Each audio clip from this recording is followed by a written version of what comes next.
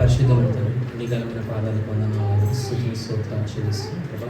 ఈ యొక్క సమయంలో జ్ఞాపకం చేసుకుని ప్రభా, 6 మాటలు ప్రభా, అయ్యో చక్కని ప్రతి ఒక్కరి ద్వారా మీరు అనేక మాట్లాడే ప్రభా, అది బట్టి నీకు వందనాలు. మీరు ప్రతి ఒక్క హృదయంతో మీరు మాట్లాడడం ప్రభా, నేను నమ్ముచున్నాను ప్రభా.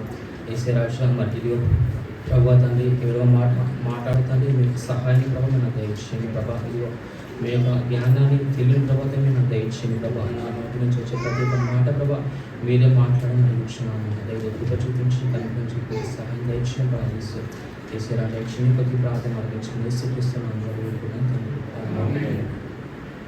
7th వర్డ్కి వెళ్తున్నాము. సో ఫస్ట్ 7th వర్డ్ వెళ్ళే ముందు మనం 6 మాటలు మనం చూసుకున్నాము. సో ఇక్కడ ప్రతి ఒక్కరు వచ్చి వివరించారు, అంటే 6 మాటలు ఏంది, దాని గురించి ఏంది, ప్రతి ఒక్కరు వచ్చి చెప్పారు. 6 మెంబర్స్ చెప్పారు. సో మనం దాన్ని ఒక్కసారి మనం రివైజ్ చేసుకున్నాం ఒక్కసారి మనం. సో ఫస్ట్ మాట వచ్చేసి వీరు ఏమి చేయించున్నారో వీరు ఎరగనక వీరిని క్షమించమని చెప్పారు. సో ఇక్కడ క్షమాపణ గురించి మనం నేర్చుకున్నాం. ఓకే, సెకండ్ వన్ వచ్చేసి నేడు నీవు నాతో కూడా పరదేశంలో ఉందువు. సో ఇక్కడ రక్షణ గురించి మనం నేర్చుకున్నాం, అంటే విమోచన కర్తలాగా కూడా మనం అనుకోవచ్చు రక్షణ. సో థర్డ్ వన్ వచ్చేసి అమ్మాయి దిగో నీ కుమారుడు, అంటే ద రెస్పాన్సిబిలిటీ గురించి మనం నేర్చుకోవచ్చు, అంటే బాధ్యత. సో థర్డ్ మాటలు మనం బాధ్యత గురించి నేర్చుకోవచ్చు. ఫోర్త్ వన్ వచ్చేసి నా దేవా నన్ను ఎందుకు చెయ్యి విడిచితివి. సో ఫోర్త్ వన్లో వచ్చేసి రిలేషన్షిప్, అంటే సంబంధం గురించి మనం మాట్లాడుకున్నాం. సో ఫిఫ్త్ వన్ వచ్చేసి నేను తప్పి గురించి ఉన్నాను, ఆ మాట వచ్చేసి ఆవేదన గురించి మనం మాట్లాడుకున్నాం. సిక్స్త్ వన్ వచ్చేసి సమాప్తమైనది, అది తన యొక్క నివేదన తండ్రికి అప్పగించడం. సో దాని గురించి మనం నేర్చుకున్నాం. సో ద నెక్స్ట్ వన్ వచ్చేసి 7th వర్డ్ లూకాసు వార్త 23వ అధ్యాయం 46వ వచనం. ఎవరైనా చదివి వినిపిస్తారు?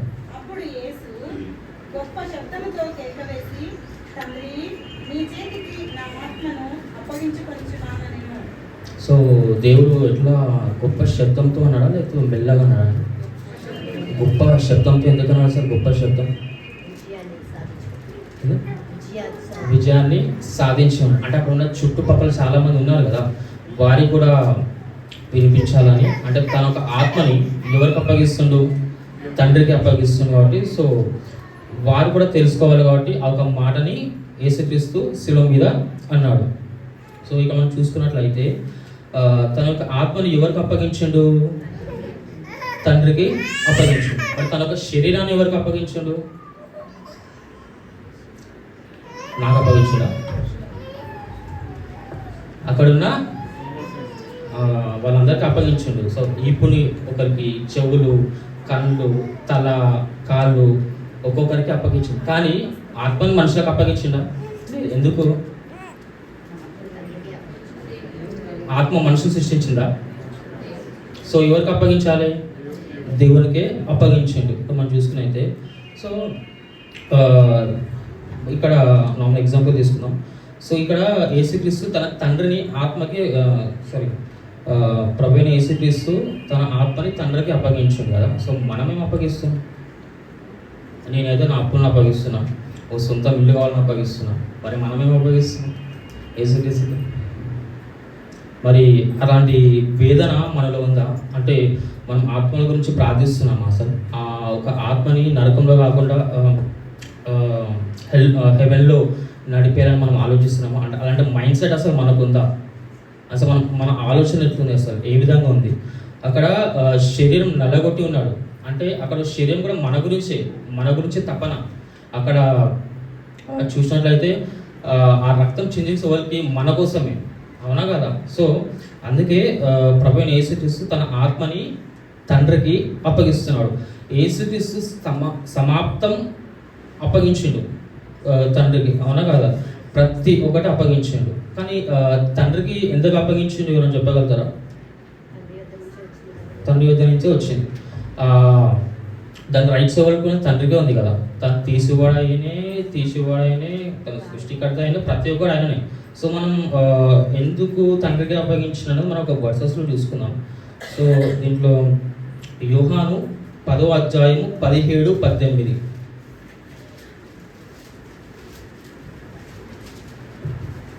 నేను దాన్ని మరలా తీసుకున్నట్లు నా ప్రాణం పెట్టుచున్నాను. ఇందువలననే నా తండ్రి నన్ను ప్రేమించుచున్నాడు. ఎవడునూ నా ప్రాణం తీసుకొనడు. నా అంతట నేనే దాన్ని పెట్టుచున్నాను. దాన్ని పెట్టుటకు నాకు అధికారం కలదు. దాన్ని తిరిగి తీసుకున్నటకును నాకు అధికారం కలదు. నా తండ్రి వలన ఈ ఆజ్ఞ పొందితినని. ఎవరి వలన ఈ ఆజ్ఞ? తండ్రి వలన. ఎవరికి రైట్స్ ఉంది అక్కడ? Only the God has rights to take and remove. Okay, తండ్రికి మాత్రమే అర్హత ఉంది. ప్రభుని యేసుక్రీస్తుని చూస్తే చాలా చోట్ల సిల్వర్ వేసారు, లైక్ 6 places వేసారు అనుకుంటా. సో అక్కడ దేవుని చిత్తం కాదు అక్కడ, అంటే ఎక్కడ పడితే అక్కడ ఆత్మను అప్పగించలేదు. క్రాస్ మీదనే తన యొక్క ఆత్మను తండ్రికి అప్పగించడం జరిగింది. సో ఇక్కడ మనం చూసినట్లయితే ఆ టైంలో అక్కడ ఉన్న ప్రజలు చాలా బాధపడ్డారు సిల్వ వేస్తుంటే.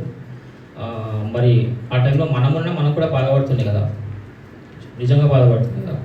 సో మరి ఇప్పుడు మనం నిజంగా దేవుని సంతోషపరుస్తున్నామా? అంటే ఇప్పుడు మన ప్రవర్తన ద్వారా, మన మాటల ద్వారా, మన వెళ్ళే మార్గం ద్వారా దేవుడిని సంతోషపరుస్తున్నామా లేదా బాధ పెడుతున్నామా? తన హృదయాన్ని ఎంత గాయపరుస్తున్నామో మనం అర్థం చేసుకోవాలి. ఒక వర్సెస్ ఉంది, బ్రతుకుట క్రీస్తే చావైతే వేళ ఉంది. సో మనం ఎట్లా ఆలోచిస్తామంటే బ్రతుకుత క్రీస్తే చావైతే లాభం. చనిపోయిన తర్వాత మన ఆత్మ ఎక్కడికి వెళ్తుందని మనం ఏం పట్టించుకోవడం లేదు అసలు. జస్ట్ ఆ డబ్బులు ఫ్యామిలీకి వస్తుంది, ఎవరికో వస్తుంది, షూరిటీ వాళ్ళకి వస్తుందని ఆలోచిస్తున్నాం. కానీ మన ఆత్మ హెవెన్లోకి వెళ్ళి మరి మన కుటుంబ ఆత్మలు కూడా హెవెన్లోకి నడిపిద్దామన్న ఆలోచన మనకు లేదు.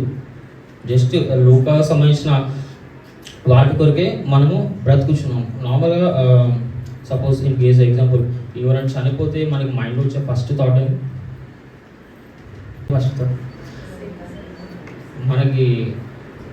ఏం రావాలంటే అసలు ఆత్మ ఎక్కడికి వెళ్ళింది రావాలి. కానీ మనకి ఆ థాట్ అనేది అసలు ఏం రావు.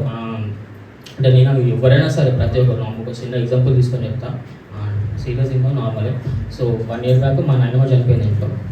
1 year బ్యాక్, అది కూడా సండే చనిపోయింది. మంచిగా మటన్ తెచ్చుకున్నాం, కేజీ మటన్ తెచ్చుకున్నాం, వండుకున్న తర్వాత ఇక మా ఇంట్లో నేను తిన్నా. ఇక మా నాయనమ్మకి బాగాలేదని ఇట్లా పక్కన కూర్చున్నాం లైక్ 11:30, 12కి అట్లా చనిపోయింది.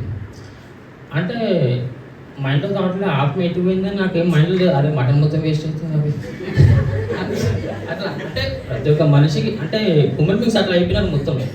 ప్రభు అని యేసుక్రీస్తు ఏ విధంగా జీవించడం మనం జీవించలేకపోతున్నాం. అంటే ఎందుకు? ద రిలేషన్షిప్ గాడ్తో మనకి రిలేషన్షిప్ ఎక్కువ పెంచుకోవడం. ఇన్ కేసు నిజంగా పెంచుకుంటే నిజంగా మనం అలాంటి జీవితం కొంచెమైనా జీవించగలం అని నా నమ్మకం.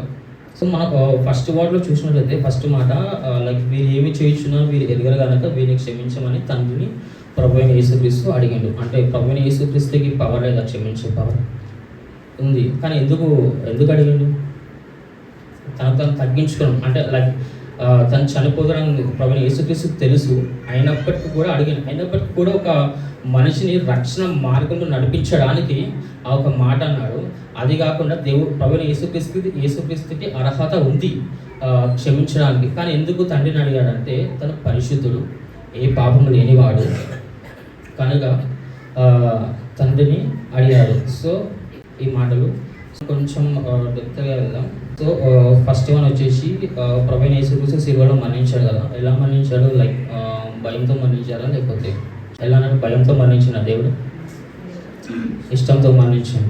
సో మనం ఫస్ట్ వర్డ్ చూసుకున్నట్టయితే లైక్ ఫస్ట్ వన్ భయం లేని మరణం, fearless death and perfect faith. ఈ ఫస్ట్ వన్ వచ్చేసి యేసయ్య తన ప్రాణాన్ని భయంతో కూడినది కాదు, అది నమ్మకంతో విశ్వాసంతో దేవుడు తన యొక్క ప్రాణాన్ని విడిచాడు శిలువ మీద. లైక్ భయం లేకుండా అంటే పూర్తి విశ్వాసంతో దేవుడు తన ప్రాణాన్ని ప్రభు అయిన యేసుక్రీస్తు తన ప్రాణాన్ని విడిచాడు. So the next surrendering the soul to God, ఆత్మను దేవునికి అప్పగింపు. అంటే తన ఆత్మను పూర్తిగా తండ్రి చేతిలో అప్పగిస్తున్నాడు. అది ఒక సమర్పణ అని అనుకోవచ్చు మనం. ఎండ్ స్టేజ్లో కూడా, మరణ స్టేజ్లో కూడా తన యొక్క ఆత్మని దేవుడికి అప్పగిస్తున్నాడు. ఎంతో ఆవేదనతో, ఎంతో బాధతో, ఎంతో నొప్పితో అనుభవిస్తుంది. అయినప్పటికీ తన యొక్క ఆత్మని ఎవరికి అప్పగిస్తుండు? తండ్రికి అప్పగిస్తుండు. ఎలా? విశ్వాసంతో అప్పగిస్తుండు, నమ్మకంతో అప్పగిస్తుండు. ఇక్కడ మనం చూసినట్టయితే ఇన్ కేస్ మరి మనం కూడా అదే విధంగా దేవునికి మన యొక్క ఆత్మని అప్పగిస్తున్నాం. లైక్ దేవుని యందు విశ్వాసం ఉంచి, మరి నమ్మకం ఉంచి మనం జీవిస్తున్నామా అనేది మనం తెలుసుకోవాలి. అండ్ ద నెక్స్ట్ వన్ వచ్చేసి ద సైన్ ఆఫ్ కంప్లీషన్. ఇది మిషన్ పూర్తయిన సంకేతం అన్నమాట. ఇది ప్రభువైన యేసుక్రీస్తు లోకానికి వచ్చి తన యొక్క మిషన్ పూర్తి చేసుకున్నాడు. అంటే తనకున్న రెస్పాన్సిబిలిటీస్ అనేది వచ్చి పూర్తి చేసుకున్నాడు. అంటే తన రెస్పాన్సిబిలిటీస్ అంటే మళ్ళీ ఇల్లు కట్టుకొని, ఉద్యోగం తెచ్చుకొని, పెళ్ళిళ్ళు చేసి, పిల్లలు కానీ మళ్ళీ వాళ్ళకి పెళ్ళి చేసి, దట్ ఈస్ నాట్. సో అక్కడ అనేకులకు సువార్త ప్రకటించాడు, అనేకులకి రక్షణ కలిగించాడు. సో అది తన యొక్క మిషన్ పూర్తి చేసుకున్నాడు అన్నమాట. ఫోర్త్ వన్ వచ్చేసి ఇది ఫోర్త్ వన్. సో ఇక్కడ ప్రభువైన యేసుక్రీస్తు తన యొక్క ఆత్మని తండ్రికి అప్పగించాడు. తండ్రికి ఎందుకు అప్పగించాడు అనేది ద రిలేషన్షిప్ ఉంది కదా, ఫాదర్ అండ్ సన్ రిలేషన్షిప్ ఉంది కాబట్టి తండ్రికి అప్పగించాడు. ఫస్ట్ వన్ ఎందుకు అప్పగించాడు అనేది దాంట్లో నేను ఒక 3 మాటలు చెప్తాను. తండ్రికి ఎంత అప్పగించాడు? రిలేషన్షిప్ అంటే సంబంధం, అంటే దేవునితో సంబంధం. అంటే తండ్రికి తన యొక్క ఆత్మని అప్పగించాడు. అంటే చివరి మాటలో కూడా తన యొక్క రిలేషన్, బంధాన్ని గుర్తు చేసుకుంటున్నాడు. యేసుక్రీస్తు తన యొక్క బంధాన్ని గుర్తు చేసుకుంటూ తన ఆత్మని తండ్రికి అప్పగించాడు. అంటే తండ్రి అనే పదానికి ప్రేమను చూపిస్తుంది, దగ్గరితనాన్ని చూపిస్తుంది, రక్షణను కూడా చూపిస్తుంది. ఓకే, అంటే అదొక దాని నమ్మకమైన బంధం. Okay, and the next one వచ్చేసి ట్రస్ట్, విశ్వాసం. అంటే లైక్ తండ్రి అంటే ఏంటంటే విశ్వాసం, అవునా కదా? తండ్రి అంటే విశ్వాసం, ఆశ్రయం, ఇంకా నమ్మకం కూడా కలిపి, అంటే నమ్మకంతో తండ్రికి అప్పగించడం జరిగింది. అండ్ ద నెక్స్ట్ వన్ వచ్చేసి third one hope in resurrection, పునరుద్ధానం పట్ల నమ్మకం. యేసు తన ఆత్మను తండ్రి చేతులు అప్పగించిన తర్వాత కూడా పునరుద్ధానం వాళ్ళ ఆత్మవిశ్వాసాన్ని చూపిస్తుంది.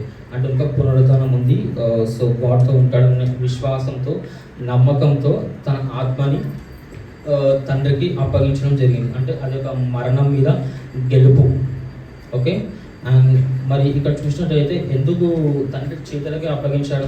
తండ్రి చేతిలో భద్రత ఉంది, సేఫ్టీ. తండ్రి చేతిలో భద్రత ఉంది కాబట్టి తన ఆత్మని తండ్రి చేతిలో పెడుతున్నాడు. అంటే తన చేతిలో కాపాడే శక్తి ఉంది, నమ్మకం ఉంది.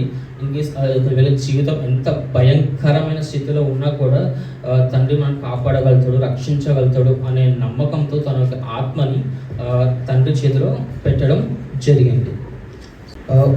కంట్రోల్ అంటే నియంత్రణ. కంట్రోల్ అంటే తన యొక్క ఆత్మకి తండ్రి మీదనే అధికారం ఉంది కదా. సో ఆ మాట మనం చూసుకోవచ్చు.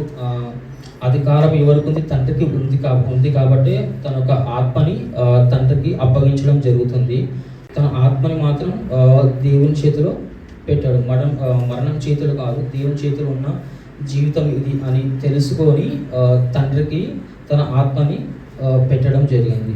సో ఇక్కడ మనం చూసినట్టయితే తండ్రికి ఎందుకు ఇచ్చాడో మనం చూసుకున్నాము, తన చేతులకే ఎందుకు అప్పగించాడో మనం చూసుకున్నాము.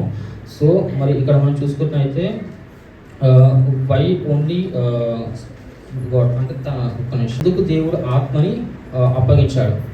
ఆత్మని ఎందుకు దేవుడు అప్పగించాడు మనం చూసుకున్నట్టయితే, గాడ్ ఫస్ట్ వన్ చూసుకున్నట్టయితే దాంట్లో God is the giver of the spirit. దేవుడు ఆత్మ సృష్టికర్త. God is the giver of the spirit.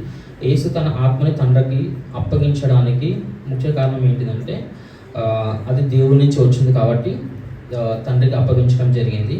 And ప్రతి ఒక్క మనిషి శరీరాన్ని మట్టిలో నుండి పొందుతారు కాబట్టి అది ఆత్మ దేవుడు యేసుక్రీస్తు తన ఆత్మని తండ్రికి ఇవ్వడం జరిగింది. అందుకే లైక్ మరణ సమయంలో కూడా ప్రభువైన యేసుక్రీస్తు తన యొక్క ఆత్మని తండ్రికి అప్పగించడం జరిగింది.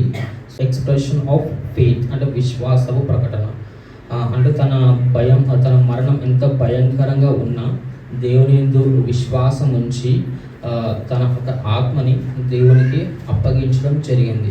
మరి అంటే దేవుడు రక్షించగలడు, కాపాడగలడు, నా యొక్క ఆత్మను కాపాడగలడు అని దేవుడు తన యొక్క ఆత్మని అప్పగించడం జరిగింది. అది ప్రభువైన యేసుక్రీస్తుకు తెలుసు, మరణం అనేది అంతం కాదు, ఇది పునరుద్ధానికి లైక్ ద ఎంట్రన్స్ అని మనం తెలుసుకోవచ్చు. ద నెక్స్ట్ వన్ వచ్చేసి దిస్ మెషిన్ వాజ్ ఫినిష్డ్. తన మిషన్ అనేది పూర్తయిపోయిందండి. The last one, the mission was finished. మనం చూసుకున్నట్లయితే అక్కడ దేవుడు వచ్చిన ప్రభువైన యేసుక్రీస్తు తను చేసిన కార్యాలన్నీ చేశాడు. శిలువలో మరణించాడు, తన సువార్త ప్రకటించాడు, తను ఏదైతే చేయాలనుకున్నాడో తండ్రి చిత్తం ఏమైందో ప్రతి ఒక్కటి కుమారుడు నెరవేర్చాడు. సో దీంట్లో మనం తెలుసుకోవాల్సిన విషయం ఏంటంటే మనము కూడా అదే రీతిగా జీవిస్తున్నామా లేదా, లేకపోతే ఫిఫ్త్ వర్డ్ చూసినట్టు తప్పిగా ఉంటాం. మనం దేని గురించి తప్పిగా ఉంటున్నాం, అసలు ఏ విధంగా జీవిస్తున్నాము, లైక్ ఈ లోక సంబంధించిన విషయాల గురించి మనం ఆలోచిస్తున్నాం. కానీ మరి మనం చనిపోతే మన ఒక ఆత్మ ఎక్కడికి వెళ్తుందనే ఆలోచన మాత్రం మనకి లేదు. మనకి కాదు, మన తెలిసిన వాడు కూడా మనం చెప్పడం లేదు, మన కుటుంబానికి కూడా మనం చెప్పడం లేదు. సో ఇది అంటే ఇదే లైఫ్ అనేది, దాని తర్వాత మరణించిన తర్వాత కూడా లైఫ్ అనేది ఉంటుంది, అది తండ్రితోటి. సో ది ఆత్మ అనేది చాలా ముఖ్యమైనది, అది ఎంతో విలువైనది. సో ప్రతి ఒక్కరూ మన యొక్క ఆత్మని తండ్రికి అప్పగించవలసిన అంటే దీంట్లో మనం నేర్చుకోవాల్సింది ఏంటంటే మన ఆత్మను ఆ దేవుని ధనంగా గుర్తించి ఆయనకు తిరిగి అప్పగించడమే మనం చేయవలసింది. అది నిజమైన భక్తి అన్నమాట. సో అది దేవుడు సృష్టించింది కాబట్టి అది దేవుడికి మనం తిరిగి ఇవ్వాలి. అది దేవుడు తిరిగి ఇవ్వాలి, దేవుడు అయితే ఊకనే తీసుకోడు కదా. మన నడిచే విధానం, the way of thinking, the way of living, and మనం ఎలా జీవిస్తున్నాం, నమ్మకంగా జీవిస్తున్నామా లేదా విశ్వాసంగా జీవిస్తున్నాం లేదా భయభక్తులు కలిగి జీవిస్తున్నాం లేదా, ప్రతి ఒక్కటి దేవుడు గమనిస్తూనే ఉంటాడు. ఎందుకంటే దేవునికి చిన్న పాపం కూడా ఇష్టం లేదు. ఇన్ కేస్ నువ్వు పాపపు జీవితంలో జీవిస్తే దేవుడికి నీ ఆత్మ కూడా అక్కర్లేదు. నువ్వు ఎంత ప్రార్థించినా కానీ సరే దేవుడు తన యొక్క ఆత్మను మాత్రం తీసుకోవాలి, అది హెల్లోకి మాత్రమే వెళ్తుంది. సో మనం కూడా ఇటు రీతిగా జీవించాలని, మరి మన ప్రతి ఒక్క ఆత్మ గురించి మనం ప్రార్థించాలని మనవి. ఈ చిన్న కొద్ది మాటలు దిగించుగాక.